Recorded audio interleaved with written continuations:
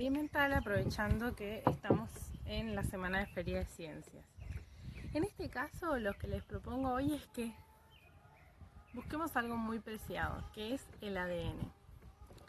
Para eso vamos a utilizar un palillo de amasar, una bolsa plástica, una media que va a ser mi filtro, ustedes si tienen algún filtro de tela para café sirve, una jeringa de 10 ml, un tomate medio podrido, bien maduro, detergente, sal. Que vamos a poder extraer el ADN de un tomate. Vamos a ver. Lo primero que voy a hacer es colocar el tomate dentro de la bolsa que traje y le voy a amasar. De esta forma lo primero que va a sufrir las células del tomate va a ser una pequeña trituración que va a separar los tejidos de la cáscara, del endosperma y las semillas. Miren cómo va quedando, ¿sí? Trato de pasarle lo más que puedo.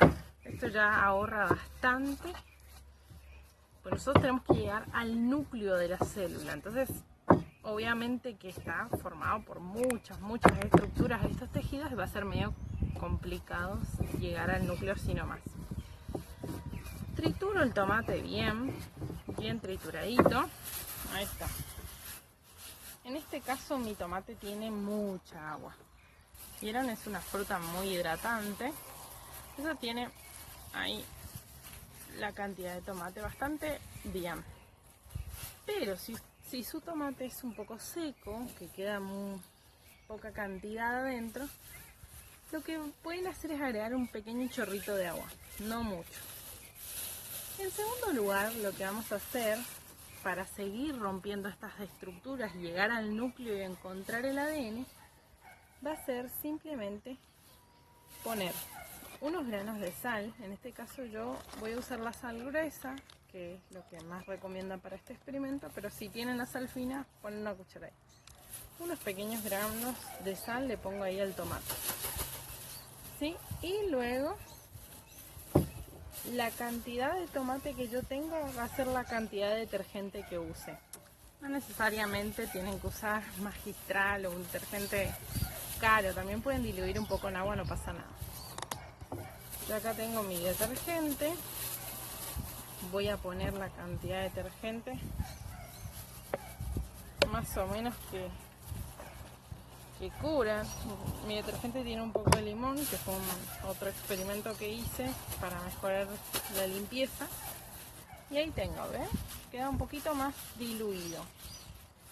Lo que voy a hacer ahora es, una vez que yo tengo esta mezcla, le voy a tratar de mezclar bien. Ahí tengo el detergente, la sal y el tomate. Mezclé bien. Y ahora les voy a contar por qué ponemos detergente y por qué ponemos sal en los tejidos que trituramos. Dejo 10 minutos, pongo cronómetro, en este caso yo miro el cronómetro del celular. 10 minutos tiene que quedarse así, reposando. Hasta ahora, bárbaro, bastante sencilla la experiencia. ¿Por qué nosotros para llegar al ADN tenemos que usar sal? Bueno, la célula está estructuralmente formada también por mucha cantidad de agua, sobre todo el tomate. Lo que va a hacer la sal es deshidratar, va a sacar el agua que haya en las células, y el detergente lo que va a hacer es romper las paredes de la célula. En este caso nosotros podríamos pensar que las células del tomate tienen grasa, ¿sí? El colesterol que nosotros decimos. Entonces el detergente cumple la función de pegarse a las moléculas de grasa y con el agua del tomate rompe esa estructura y de esa forma nosotros podemos acceder al núcleo de la célula. No es algo que nosotros podamos ver a simple vista. Necesitaríamos microscopios y hasta microscopios electrónicos que bueno, son muy grandes y no las tenemos.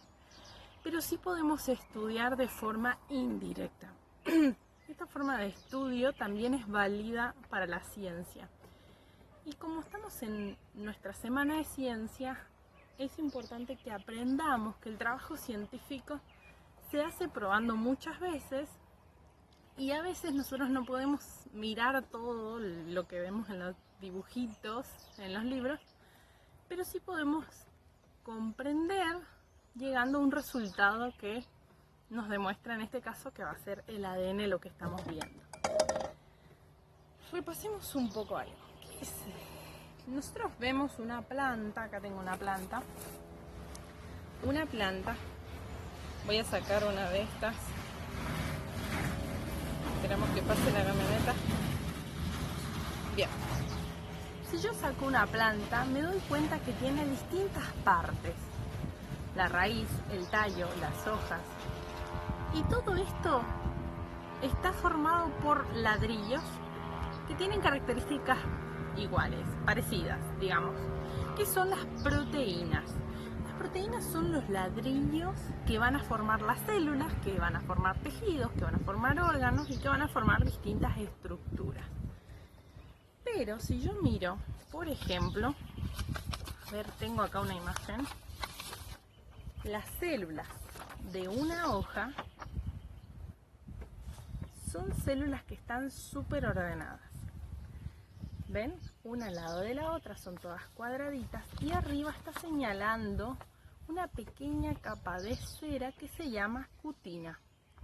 Esta capa evita que la planta pierda mucha agua, por eso abajo de las hojas tenemos los conocidos estomas, o sea que la planta permite el ingreso del aire por debajo de las hojas, no por arriba, porque arriba el sol le da directamente, y si tendría estomas arriba en la superficie de la hoja, o la mayor cantidad arriba de la hoja, se marchitaría y muere. Si no está en el agua, se muere. Fíjense ustedes la diversidad de células que forman solamente una hoja. Si yo le corto así, si le parto acá. La cutina dijimos que es una cera.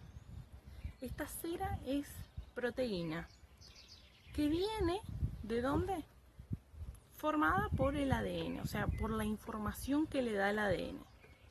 Si yo miro ahora la raíz de la planta, en este caso les traje acá la imagen, ¿sí?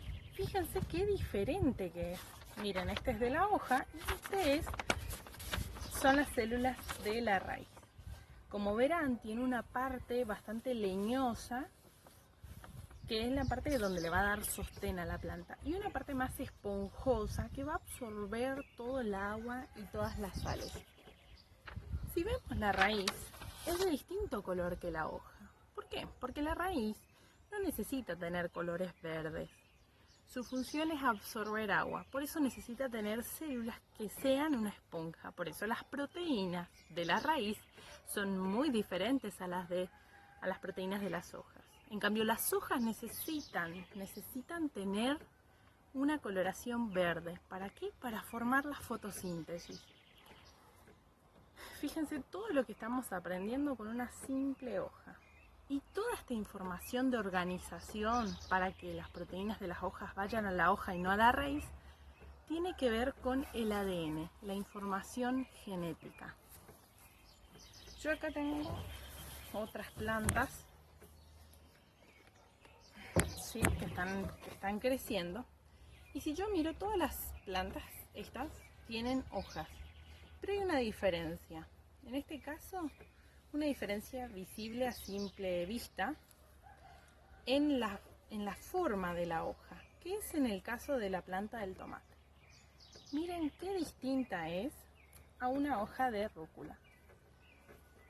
Pero las dos son hojas, o sea que tienen proteínas que tienen características similares, pero a la vez hay diferencia, y eso forma parte de los genes, de las características genéticas. Nosotros vemos lo que se conoce como el fenotipo, decimos esto es diferente a esto, pero si hacemos un análisis genético para ver el ADN, vamos a darnos cuenta que hay diferencia entre esta planta con esta planta. Por eso, podríamos pensar que el ADN son los códigos de lo que nosotros vemos afuera. Es como el software. Vieron que nosotros buscamos en la pantalla y aparecen imágenes y re lindo todo, pero detrás de eso hay todo códigos numéricos que forman parte de ese programa, que es la información base, es como el código, el ADN de lo que estamos viendo. Entonces, ¿para qué nos sirven estas características fenotípicas? Nos sirven para darnos cuenta, por ejemplo, que esta planta es mucho más resistente al sol que una planta de tomate que se deshidrata muy rápidamente. Todo esto nos va a servir ¿para qué? Para saber cómo cultivar, por ejemplo, una planta. Por eso es importante conocer las características fenotípicas, ¿sí? Esta planta es más blanda, es más esponjosa. Miren con esto. Esta